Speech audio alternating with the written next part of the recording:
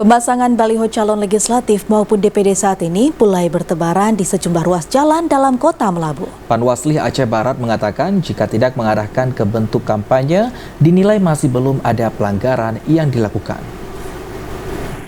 Sejumlah baliho caleg maupun calon DPD RI saat ini mulai bertebaran dipasang di sejumlah sudut maupun ruas jalan dalam kota Melabu.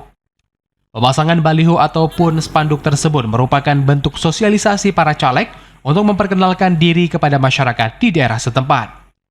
Koordinator Divisi Penanganan Pelanggaran Data dan Informasi Panwasli Aceh Safwani mengatakan, baliho ini bertebaran saat ini merupakan bagian bentuk sosialisasi para caleg untuk memperkenalkan diri kepada masyarakat.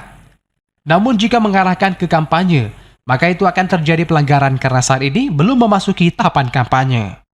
Terkait dengan baliho bertebaran hari ini merupakan baliho yang itu merupakan sebagai bagian dari sosialisasi para caleg ataupun para calon untuk mengikuti pemilu tahun 2024. Nah, kita berharap baliho yang muncul hari ini yang dipasang ini tidak memuat unsur ajakan untuk memilih para calon tersebut.